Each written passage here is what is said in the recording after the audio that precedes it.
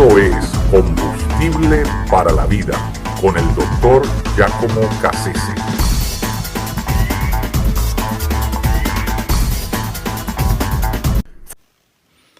Los impostores. Me llama muchísimo la atención cuando escucho de casos de personas que han logrado mantener oculta su identidad o su vocación, su oficio por muchos años.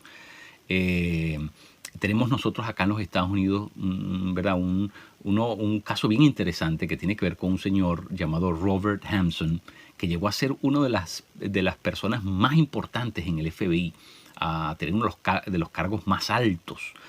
Una persona que trabajó por más de 3 décadas dentro del FBI. Y se comenzó a sospechar de él por simple descarte y le pusieron una pequeña trampa, una prueba, y cayó en ella. Y así es como descubren finalmente que el hombre había estado trabajando por más de 3 décadas, por más de 30 años para el FBI, suministrándole información a los rusos. Algo insólito. O sea, como una persona, ¿verdad?, que por más de 3 décadas tiene que trabajar entre policías, detectives, espías, y nadie se da cuenta, no levanta la mínima sospecha de que era quien era en realidad. También un caso muy interesante es de un señor de familia, casado, nunca había tenido, ¿verdad?, nunca había estado preso por nada, una persona que simplemente, ¿verdad?, era un ciudadano promedio de la sociedad, y de pronto lo citan en una oficina de policías local porque en la escena de un crimen la policía había logrado sacar una huella digital que al pasarla por el banco de huellas digitales a nivel nacional, pues coincidió con esa huella digital de este señor. Lo citan y bueno, la sorpresa de todo el mundo es que la persona asiente, es decir, admite haber cometido el crimen, pero no solamente eso, admite haber cometido 48 otros crímenes. Tal vez se trata del asesino en serie que nadie imaginó, el más prolífero, ¿verdad?, de todos los asesinos en serie. Ese hombre se llamaba Robert Brown. También tenemos el caso de un rumano que llegó a ser arzobispo de la ciudad, de la capital en Rumanía, y en Bucarest. Y allí, ¿verdad?, durante el tiempo de la Segunda Guerra Mundial, un día 20 de enero del 1941, este señor, que era amigo de Hitler y miembro del partido, bueno, aprovechó su posición de ser arzobispo de la Iglesia Ortodoxa en aquel sitio, y lo que hizo fue realmente invitar a la gente a ir en contra de los judíos. Incluso muchos de ellos llegaron a atacar una gran cantidad de judíos que fueron llevados al matadero de la ciudad, ahí en Bucarest, y fueron degollados. Aquel evento se conoce históricamente como el pogrom, que significa la carnicería kosher, porque fueron judíos precisamente los que fueron degollados allí. Una cosa muy triste aquel evento.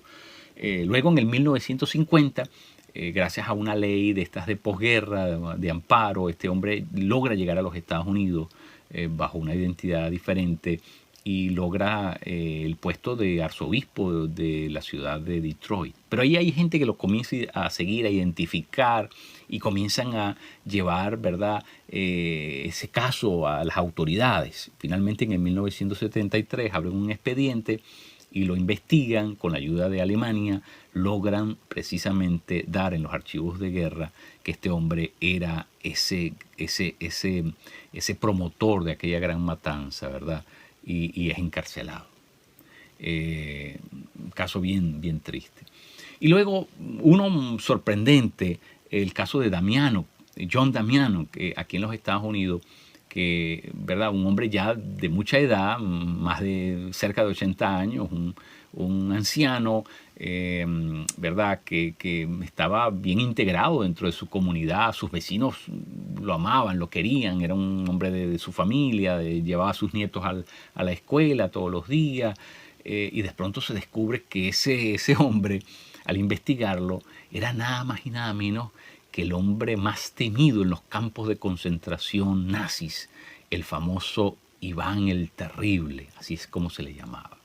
Así que, wow, los vecinos nunca pudieron imaginarse que ese hombre tan apacible tenía un pasado tan borrascoso como el de este hombre.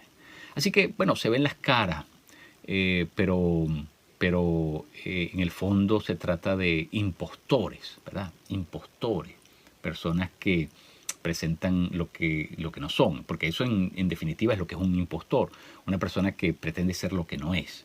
Pero tenemos que tener cuidado con eso, porque si esa es la definición, muchos de nosotros los cristianos también podríamos pasar por impostores, porque muchos de nosotros tampoco vivimos a la altura de lo que deberíamos vivir, es decir, de la manera en que deberíamos vivir. En una ocasión le preguntaron a Mahatma Gandhi qué pensaba él de los cristianos en el occidente, y lo que él se limitó a decir fue: qué bueno si lo fueran. En otras palabras, él tenía sus serias dudas de que los cristianos en el occidente eran en realidad cristianos. ¿Por qué? Porque son nuestras obras, nuestras acciones las que de verdad demuestran que nuestra identidad es la correcta o no.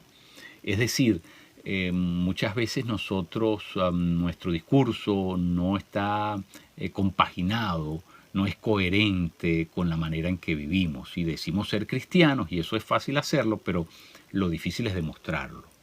En una ocasión alguien dijo: la manera en que tú actúas no me deja escuchar lo que tú dices. Y nosotros podríamos pasar por impostores cuando nosotros nos llamamos abiertamente cristianos, pero nuestras obras nos delatan. Únete a nuestra comunidad. Si tienes preguntas o deseas más información, no dudes en escribirnos a comunidaddeesperanza1@gmail.com o contáctanos al teléfono 305-661-5151. Gracias por escucharnos y ser parte de nuestra comunidad.